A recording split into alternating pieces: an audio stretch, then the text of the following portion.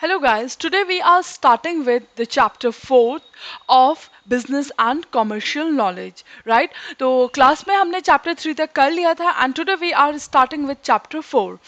The name of this chapter is Government Policies for Business Growth.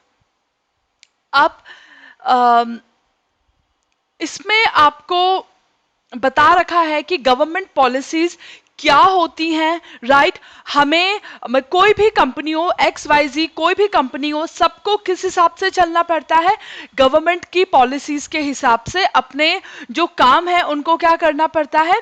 Coordination बिठाना पड़ता है as पर the policies of government, right? तो मैं अपनी कंपनी में जो भी काम करूंगी, whatever I am doing, वो किस हिसाब से किए जाएंगे? गवर्नमेंट पॉलिसीज के हिसाब से किए जाएंगे। अब देखिए, अगर मैं बात करूं कि जब भी एक कंपनी बनती है, एक कंपनी फॉर्म होती है, मुझे उसको कराना पड़ता है रजिस्टर, राइट? मुझे सीए की हेल्प लेनी पड़ती है and I have to get that company incorporated, right? मुझे वो कंपनी फॉर्म करनी होती है, ओके? तो मुझे क्या चाहिए? सर्टिफिकेट ऑफ रजिस्ट्रेशन, ठीक है, या फिर इनकॉर्पोरेशन, ओके? और उसके बाद कंपनी बन गई, जब मैं काम शुरू करूंगी तब भी मुझे क्या चाहिए होता है? Certificate of commencement of business, certificate of commencement of business. तो ये सब जो मुझे काम करने हैं, ये क्यों करने हैं? क्योंकि I want to incorporate a company, मैं कंपनी बनाना चाहती हूँ, राइट? तो मुझे ये सब चीजें करनी पड़ेंगी, इसका मतलब मुझे ये सब रूल्स फॉलो करने पड़ेंगे। तो ये क्या है? All these are policies of government, ठीक?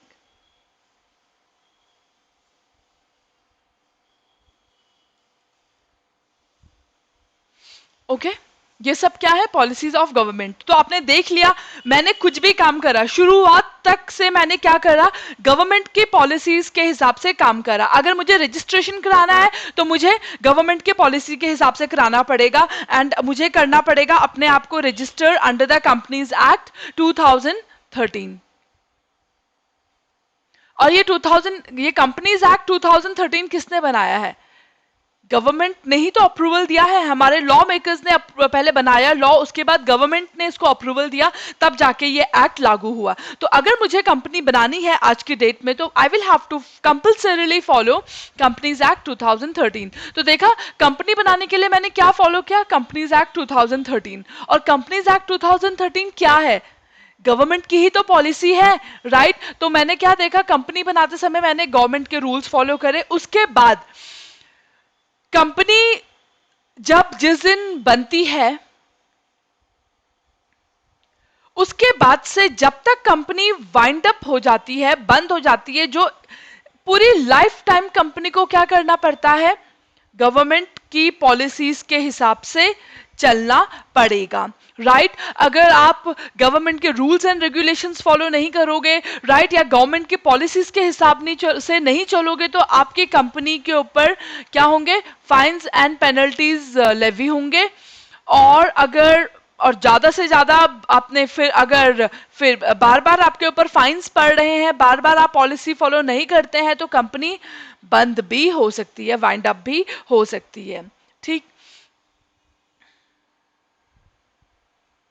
तो पॉलिसीज होती क्या है?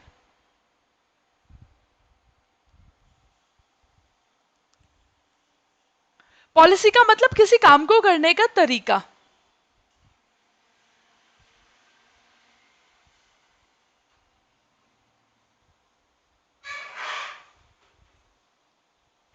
किसी काम को करने का तरीका। तो अब आ जाते हैं बुक पे। तो हम मॉड्यूल के हिसाब से चलेंगे। तो ये चैप्टर आपका है chapter 4, government policies for business growth. Right, अगर मुझे बिजनेस करना है, अपने बिजनेस को बढ़ाना है, तो मुझे क्या करना पड़ेगा? गवर्नमेंट की पॉलिसीज फॉलो करनी पड़ेंगी। ओके,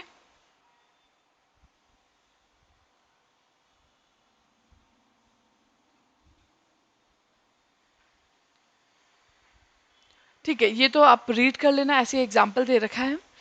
तो यहाँ पे दे रखा है government policies are sin q none for all spheres of the economy। sin q none का मीनिंग होता है क्या?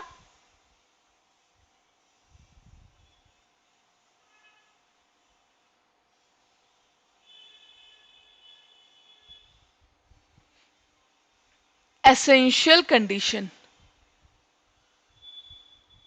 एसेंशियल कंडीशन, ठीक है। इसका मतलब मैं कोई भी काम करूं, चाहे मैं एक दुकानदार भी हूं, चाहे कोई किसी की शूज की फैक्ट्री हो, चाहे किसी की फूड की फैक्ट्री हो, राइट, सबको क्या करना पड़ेगा? गवर्नमेंट की पॉलिसीज फॉलो करनी ही पड़ेंगी। तो गवर्नमेंट की पॉलिसीज क्या है? सिन क्यू नन, सिन क्यू मतलब एसेंशियल, राइट।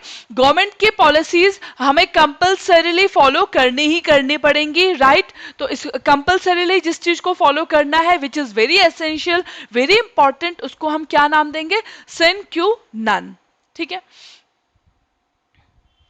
अब देखो,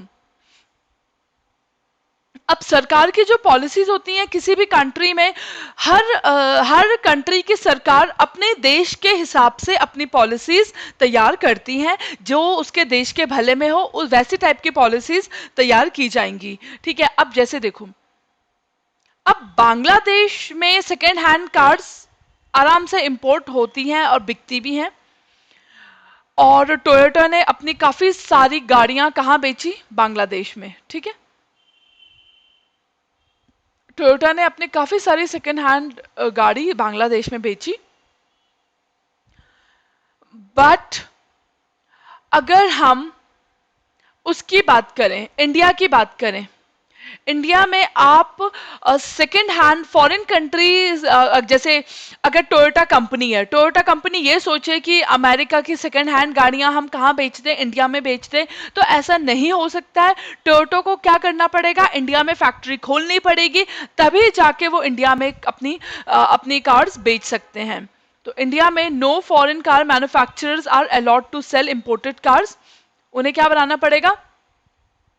होली ओन्ड इंडियन सब्सिडरी बनानी पड़ेगी, ठीक है। तो टोयोटा ने ये काम किसके साथ? अब Toyota second hand cars India में तो नहीं बेच सकता था, क्योंकि गवर्नमेंट की पॉलिसी क्या थी? हमारी इंडियन गवर्नमेंट की पॉलिसी क्या है कि कोई भी फॉरेन कंपनी इंडिया में अपनी कार्स नहीं बेच सकती है, राइट। और अगर उसे इंडिया में कार बेचनी है, तो उसे इंडिया में ही अपनी एक कंपनी खोलनी पड़ेगी। तो टोयोटा ने किसके साथ मिलकर खोली? किर्लोस्कर मोटर्स के साथ। ये आपको याद करना पड़ेगा, हो सकता है ये एमसीक्यू में पूछा जाए, ठीक।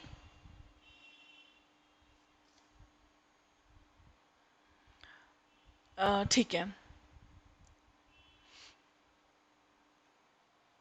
तो बेसिकली हमने क्या देखा?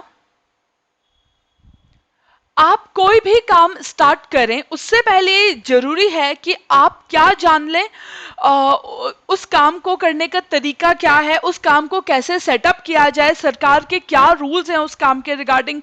अगर आप सरकार के रूल्स के बारे में जानकारी नहीं रखोगे और बिना सोचे समझे अपना काम शुरू कर दोगे, तो क्या होगा? आपके ऊपर फाइन्स एंड पेनल्टीज अट्रैक्ट हो सकती हैं, और बाद में आप ये नहीं बोल सकते कि मुझे तो पता नहीं था, राइट।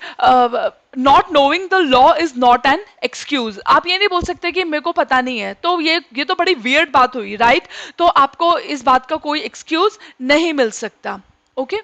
तो whatever business you are in,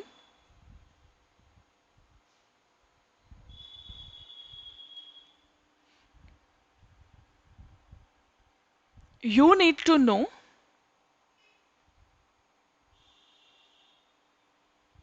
you need to know all policies before starting your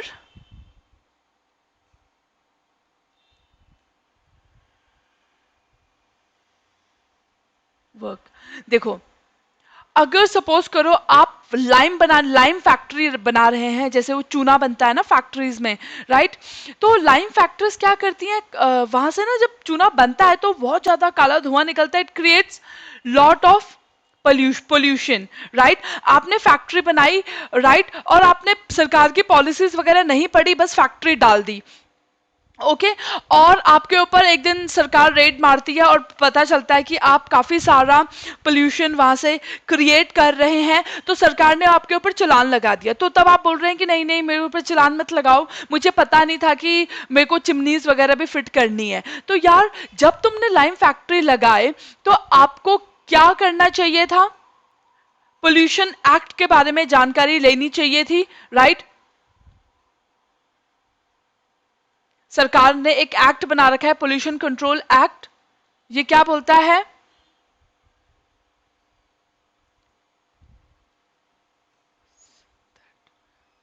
all the factories, all the जो पोल्यूटिंग फैक्ट्रीज हैं, जो पोल्यूशन फैलाती हैं, शुड इंस्टॉल चिमनीज। वो चिमनी लगती है, राइट? इन फैक्ट्रीज में चिमनी लगती है, उससे क्या होता है कि जो ये जहरीली गैसेस होती हैं वो अंदर ही अंदर ट्रैप हो जाती हैं, और वो कन्वर्ट हो जाती हैं, और जब वो उनसे सारा पॉइजन वाला एलिमेंट निकल जाता है, तब वो काला धुआं हवा में रिलीज कर दिया जाता है, which is not poisonous, right? और अगर चिमनी फिट नहीं करेंगे तो क्या होगा? सारा का सारा पॉइजनस धुआं कहाँ आ जाएगा? एनवायरमेंट में रिलीज हो जाएगा, जिससे लोगों की हेल्थ भी अफेक्ट होगी, आसपास जो ह्यूमन बीइंग्स हैं या जो एनिमल्स हैं, राइट, उनकी लाइफ भी थ्रेटन होगी, ठीक है? तो अगर हम चिमनी फिट करते हैं तो चिमनी से जो सारा पॉइजनस एलिमेंट है वो सब अंदर ही ट्रैप हो जाता है, राइट? तो इसीलिए जो कंपनीज पोल्यूशन क्रिएट करती हैं उनके लिए पोल्यूशन कंट्रोल एक्ट क्या बोलता है? They should install chimneys in their premises. तो जैसे कि कौन कौन सी फैक्ट्री हो गई आपकी? लाइम फैक्ट्री हो गई, ओके, जहां पे ईंटें बनती हैं, राइट? ब्रिक्स एंड किन फैक्ट्रीज, ठीक है? तो वहां पे आपको क्या करना है? चिमनीज फिट करनी है। और अगर आपने नहीं करी तो आप बाद में एक्सक्यूज नहीं दे सकते कि मुझे पता नहीं था, ओके? आपको कोई भी काम अगर आप शुरू करना चाहते हो तो आपको उस काम के रिगार्डिंग क्या पता होना चाहिए? एक्ट पता होना चाहिए, और शुरू से ही आप उस एक्ट को, उस लॉ को फॉलो करके चलेंगे, ठीक? तो हम थे यहाँ पे। तो हमने देखा, अगर बाहर वाली कोई भी फॉरेन कंपनी इंडिया में बिजनेस करना चाहती है तो उसको क्या बनानी पड़ेगी? एक होली ओन्ड इंडियन सब्सिडरी, या किसी के साथ जॉइंट वेंचर पे मिलके वो काम कर ले, ओके?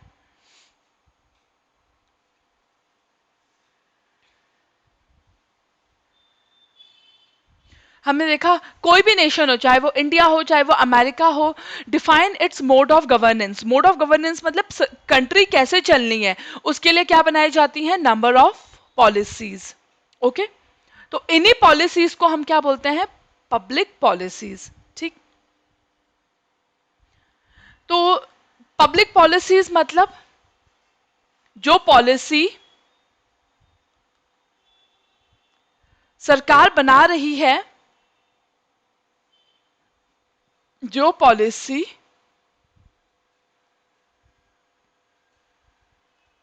सरकार बना रही है आम जनता के लिए, सबके लिए, राइट? तो to be followed by everyone. अगर बोला जाता है कि smoking cigarette in public places is क्या प्रोहिबिटेड, तो ये रूल क्या सिर्फ मेरे ऊपर अप्लाई होगा? नहीं, तुम्हारे ऊपर भी अप्लाई होगा, ये रूल सबके ऊपर अप्लाई होगा, राइट? तो public policies need to be followed by each and every individual. तो it to be followed by everyone, चाहे वो इंडियन कंपनीज क्यों ना हो,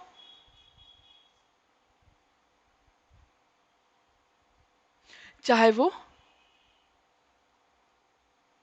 फॉरेन कंपनीज क्यों ना हो, ओके? ठीक है।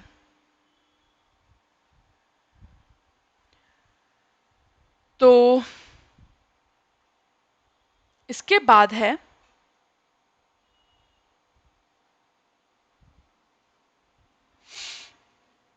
अ, अगर हम नेशन के कंटेक्स्ट में देखें या इंटरनेशनल कंटेक्स्ट में देखें, तो अब देखो इसमें क्या लिख रखा है, in the post second world war period. Post second world war period मतलब वर्ल्ड वॉर के बाद वाला पीरियड, राइट। आपने देखा कई सारी ट्रांसनेशनल कंपनीज, ट्रांसनेशनल कंपनीज कौन सी होती हैं, इनको मैं बोल सकती हूं मल्टीनेशनल कंपनीज, या जिनको शॉर्ट में हम एमएनसीज भी बोलते हैं। क्या होती हैं ये एमएनसीज?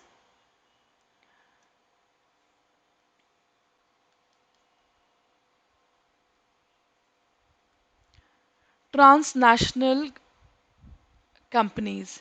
ट्रांसनेशनल कंपनीज वो होती हैं जिनके बिजनेस ऑपरेशंस कई सारी कंट्रीज में फैले हुए होते हैं।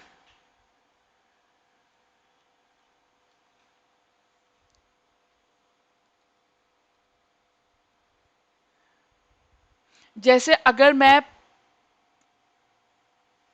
पेप्सी की बात करूं, तो पेप्सी इंडिया में भी है, पेप्सी का plant, Pepsi factory is located in India also, Japan में भी है, पाकिस्तान में भी है, यूएसए में भी है। तो ट्रांसनेशनल कंपनीज वो होती हैं having operations in more than one country, right. Many countries में उनके ऑपरेशंस हैं, जैसे कि पेप्सी हो गया, कोका कोला हो गया, रिबॉक आप देख लीजिए, उस यूएसए की कंपनी है, यूएसए में भी प्रोडक्ट बिकते हैं, इंडिया में भी प्रोडक्ट बेचती है, बहुत सारी जगह इसके फैक्ट्रीज लोकेटेड हैं। अरमानी देख लीजिए आप, लुई विदॉन देख लीजिए, तो ये सब आपके क्या है, मल्टीनेशनल कंपनीज हैं। इनको ट्रांसनेशनल भी बोला जाता है। और अगर हम ट्रांसनेशनल देखें तो ट्रांस का मतलब होता है बियॉन्ड, राइट। तो ट्रांसनेशनल मतलब, ट्रांसनेशनल का मतलब बियॉन्ड नेशन, एक नेशन के परे, मतलब इसका काम एक नेशन तक ही लिमिटेड नहीं है, इट इज बियॉन्ड दैट, कई सारे नेशंस तक इसका काम फैला हुआ है, बियॉन्ड नेशंस, ठीक है। और हम उसको क्या भी बोल सकते हैं, मल्टीनेशनल कंपनीज। यहां पे तो सिंपल नाम से पता चल रहा है, मल्टीनेशनल कंपनीज मतलब ऐसी कंपनीज जिनके ऑपरेशन मल्टी कंट्रीज में है, मल्टी कंट्रीज मतलब कई सारी कंट्रीज में है, ओके।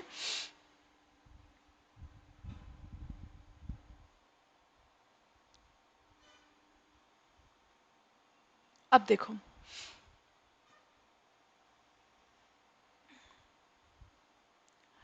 अब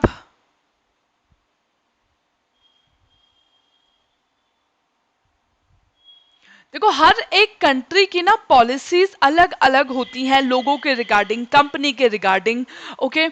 अब अगर हम बात करें तो इंडिया में कसिनोज का business is illegal, but USA में कसिनो का बिजनेस इज लीगल। क्यों? क्योंकि सरकार की, वहां की सरकार की अपनी पॉलिसीज हैं, यहाँ पे इंडिया की गवर्नमेंट की अपनी अलग पॉलिसीज हैं, ओके।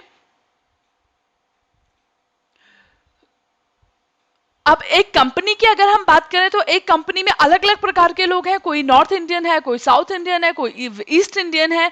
अब उन सबको एक साथ मिल बांट के उनसे काम निकलवाना, एक तो उनके थॉट्स प्रोसेस डिफरेंट होंगे, लोग, उनका खाना अलग, रहन सहन का तरीका अलग, बात करने का तरीका अलग, राइट। तो जब डिफरेंट डिफरेंट टाइप के लोग हो तो उनके बीच में एक कोऑर्डिनेशन बिठाना इज वेरी डिफिकल्ट, ठीक है।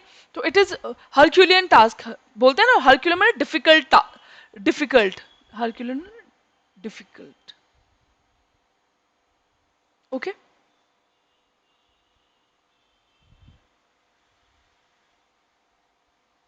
तो एक वॉल्वो वे निकाला गया, ताकि हम अलग अलग डाइवर्स लोगों के बीच में क्या बिठा सके, कोऑर्डिनेशन बिठा सकें। उनके लिए एक रूल सेट किया जाए कि सबको ये रूल कॉमनली, ये रूल सबके लिए, सबके ऊपर एप्लीकेबल है and everyone is expected to follow these rules. तो हमने क्या देखा, जो सब बड़े बड़े जो कॉरपोरेट हाउसेस हैं वो अपनी, ये इंपॉर्टेंट है, वो अपने क्या करते हैं, कंपनी की पॉलिसीज को किस हिसाब से अलाइन करते हैं, according to the government policies of the host nations. अब देखो,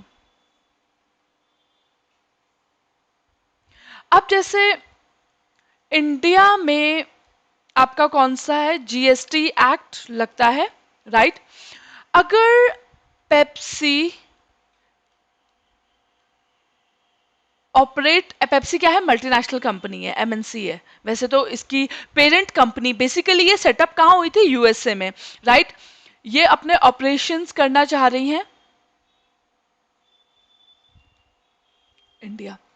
तो पेप्सी अपने काम किस हिसाब से करेगी,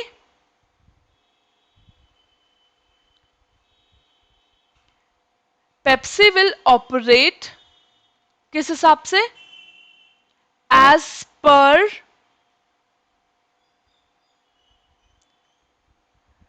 द पॉलिसीज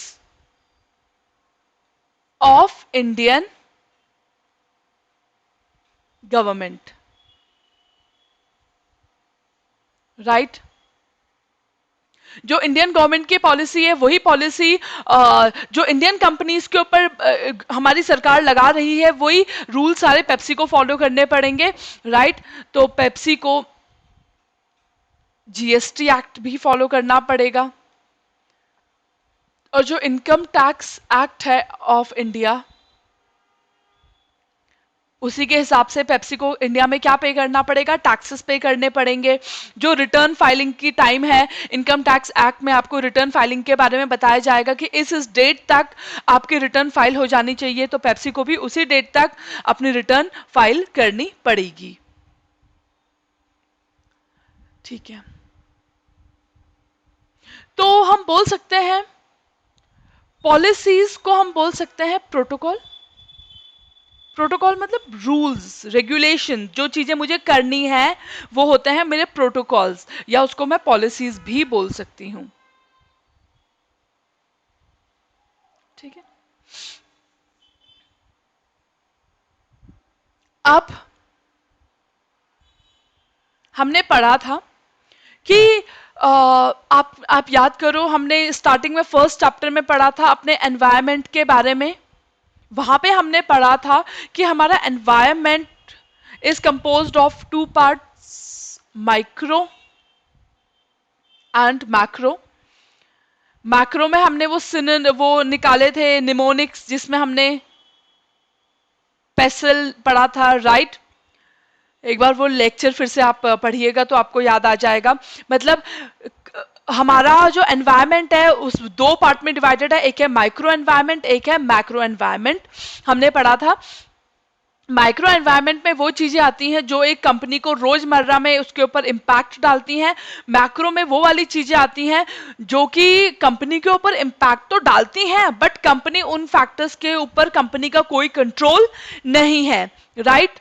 हाँ, माइक्रो फैक्टर्स को कंपनी कंट्रोल कर सकती है, बट मैक्रो फैक्टर्स को कंपनी कंट्रोल नहीं कर सकती है, राइट। तो हमने पढ़ा था क्या, इसी के रिगार्डिंग लिख रही हूं, company can not function in isolation. पढ़ा था अकेले अलग थलग रह के कि मैं किसी से कुछ मतलब ना रखूं, कुछ काम ना करूं, ऐसा कैसे चलेगा, राइट। कंपनी सामान बना किसके लिए रही है, लोगों के लिए तो बना रही है, राइट। तो अपने एनवायरनमेंट से तो मुझे मतलब रखना ही पड़ेगा, ओके।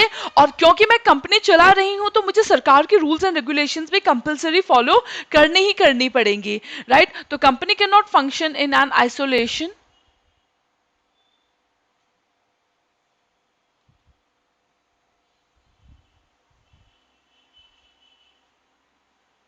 राइट। तो it is surrounded by environment. ठीक है, तो एनवायरनमेंट के दो कंपोनेंट होते हैं, माइक्रो एनवायरनमेंट और मैक्रो एनवायरनमेंट। तो इन दोनों के हिसाब से कंपनी को अपने काम करने पड़ेंगे। ओके,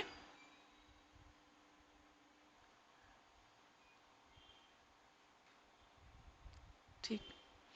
अब ये दे रखा है policy framework in India, historical sketch, पुरानी कुछ बातें करते हैं जब ये राजा महाराजा हुआ करते थे तब की हम बात करते हैं। ठीक।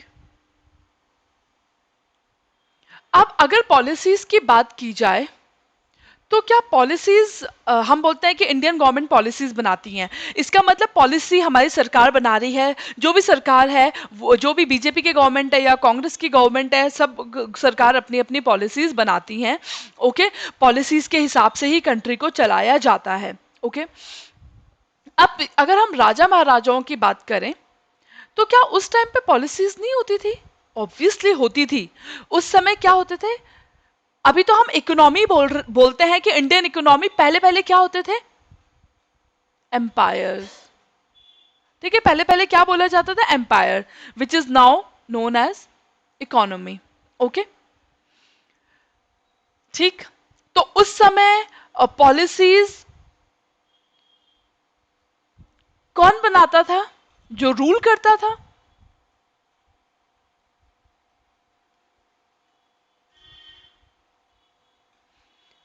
राइट, या जो गवर्न करता था। आज के डेट में हम उसे गवर्नमेंट बोलते थे, पहले पहले अलग अलग राजा होते थे। अगर मैं गवर्नमेंट की ही बात करूं तो गवर्नमेंट पहले कैसी होती थी? अब दो टाइप की गवर्नेंस हो सकती है। पहले पहले होती थी एरिस्टोक्रेटिक, राइट? जब क्या होते थे? राजा महाराजा होते थे।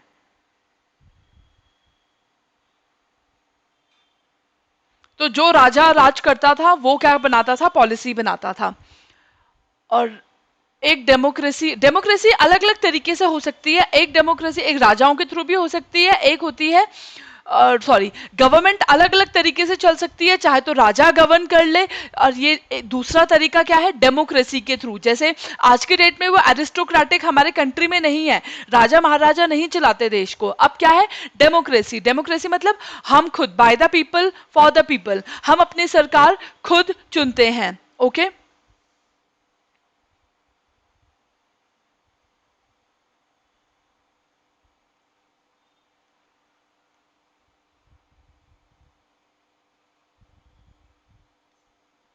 ओके। तो अगर हम हिस्टोरिकल फैक्ट्स पे जाएं, ये वैसे अब ये मत सोचना कि ये एग्जाम में आएगा या नहीं आएगा। अब एमसीक्यूज तो थोड़े बहुत इससे बन जाएंगे, राइट? तो इसीलिए you need to read each and every line, कुछ नहीं पता कहाँ से आ जाए। ओके, तो हम कुछ हिस्टोरिकल फैक्ट्स की तरफ बढ़ते हैं। तो आज के लिए हम अपनी क्लास यहीं पे वाइंड अप करते हैं। तब तक आप इस चैप्टर को एक बार स्टार्टिंग का पोर्शन थोड़ा रीड करिएगा, उसके बाद हम we will continue tomorrow. Okay, thank you.